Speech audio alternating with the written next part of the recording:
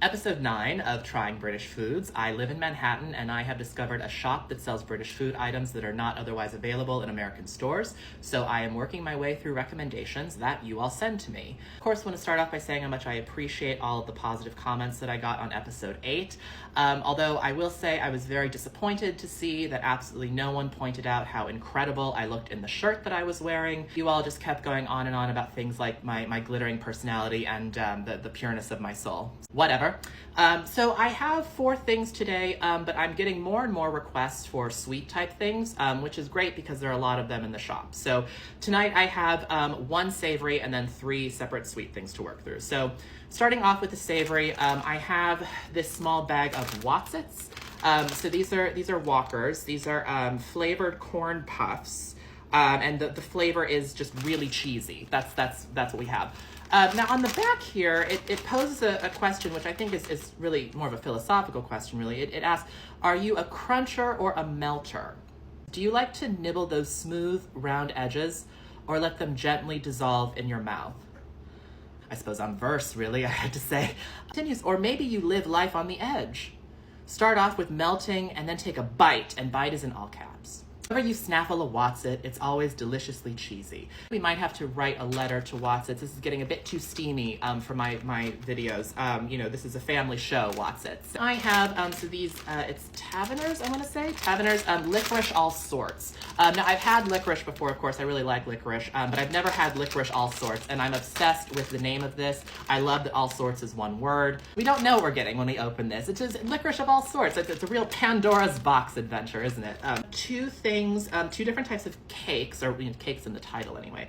2 different types of cakes, sort of 2 peas in a pod, or, an apple cleft in twain, if you will. That's just a bit of Shakespeare this afternoon for you. I would pronounce these Jaffa cakes. I would assume you'd pronounce them Jaffa cakes.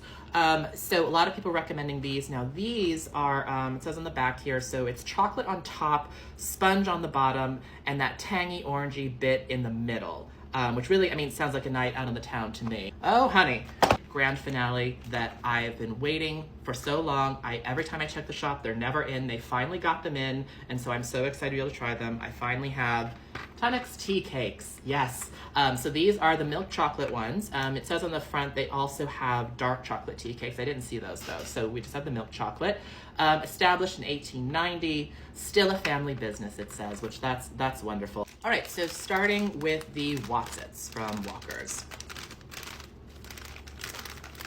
Okay, what we would call like Cheetos. We would have these as Cheetos or cheese puffs. These are basically Cheetos, cheese puffs. No real taste difference, although what's funny is they're labeled as really cheesy. I would actually say they're a little less cheesy than what we have here. We have a lot more of that cheese powder kind of thrown on and caked onto this. But otherwise tastes essentially identical. Perfectly fine. Wotsits. And now the licorice all sorts. Okay. I don't know if there's a flavor distinction because just like the wine gums, there's no flavor guide, so you're really on your own with the all sorts.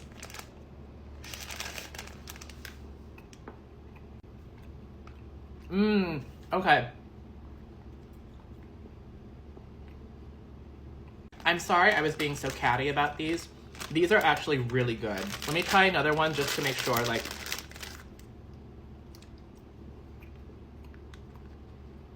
others like this are a bit softer in the middle that have the licorice inside. So if you like licorice, you will love these, of course, but they're adding just a little bit of extra kick and sugar and just different things to licorice in a way that I really appreciate. I really, really like these. Really good. And you know what? This is one of those things, I think Americans would complain about this because licorice, I suppose licorice can be a bit of a divisive flavor. Just because it's not super overwhelmingly sweet. I can really see something like this, like Americans getting upset of oh, there's not enough sugar, no, this is perfect. This balance is absolutely perfect. The Jaffa cakes. I'm just gonna eat, oh God, straight out of the thing. I can hear the comments now. You have to have it with tea, you have to put butter on it. No, just right straight out of the package.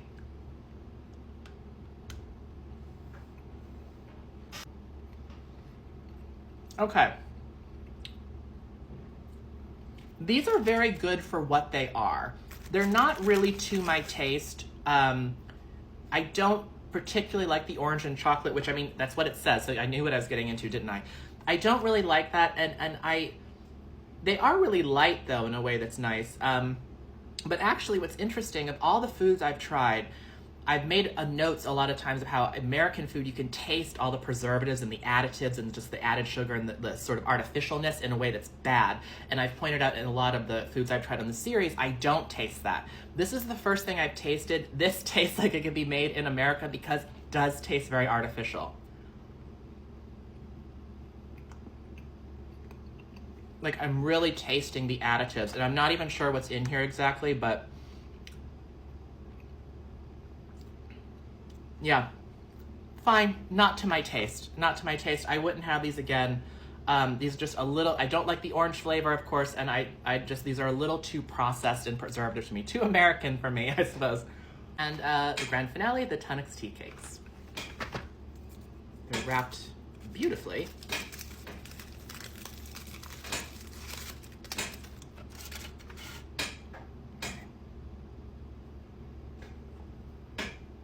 I absolutely love these.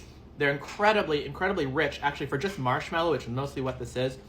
This is very rich. Does not taste artificial. This does not taste processed. Somehow this tastes incredibly fresh. I absolutely love this crust on the bottom. That completely makes it for me. I knew I was gonna like these. I will say though, I think I actually prefer the caramel wafers over these. I just really liked that balance and that crunch a little better, but I mean, these are also phenomenal. Thank you again for the recommendations, and I'll see you next time.